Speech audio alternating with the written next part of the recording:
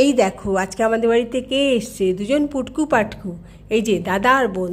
দাদা ওদিক থেকে উকি মেরে কী যেন দেখছে, আর বোনকেও ডাকাডাকি করছে। বোনও চলে গেল দাদার কাছে। ওই দেখো, ওই যে ডাকাডাকি হচ্ছে, আর বোন গিয়ে আবার উকি মেরে দেখছে। কী যে দেখছে আমি বুঝতে পারলাম না ঠিক। যাই হোক, তারপরে চলে এর দিকে কত নাচানাচি হই হুল্লোড় হলো। তারপরে আমার গাছেও জল দিল। দাঁড়াও দেখবে কেমন লজ্জাবতী গাছে জল দিচ্ছে। লজ্জাবতী গাছে পাতাগুলো কেমন নেড়ে দিচ্ছে দেখাচ্ছি তোমাদের। এটা হচ্ছে বোগেনভেলিয়া গাছ।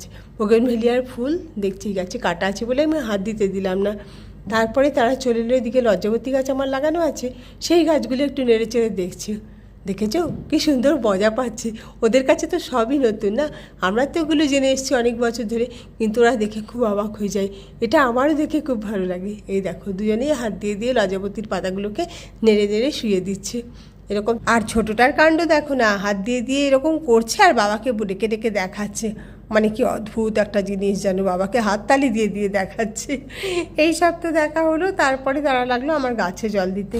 আমার এই যে গাছে জল দেওয়ার এই যে পাত্রটা আছে, এটাকে দেখিয়ে বলছে এটা কি হয়। আমি বললাম ওটা দিয়ে গাছে জল দেয়। সেও লেগে পড়লো গাছে জল দিবে। এই যে সব গাছে টবে টবে কত জল দিল দেখেছো। মালি রাখবো ভাবছি। না, ভালোই মালি, তাকে বেশি কিছু দিতে হয় না, শুধু একটু ডিম ভাজা দিলেই খুব খুশি। আমি জিজ্ঞেস করলাম ডিম সেদ্ধ খাবে না ভাজা খাবে। বললো ভাজা খাবো। ভাজা করে এনে দিলাম। বাপরে, দেখেই কি আনন্দ, খুশিতে একদম নাচতে লাগলো। তারপরে তো ডিম ভাজা খাওয়া হলো, জল দেওয়া হলো, খেলাধুলা অনেক হলো। আর আমাদের বাড়িতে এসে দুজনেই খুব মজা পায় দেখলাম। বড়জন তো আগে খুব আসতো, এখন স্কুলে ভর্তি হয়ে গেছে, আর সময় পায় না বেশি। এই সানডেতে বা ছুটির দিনে একটু আধটু আসে।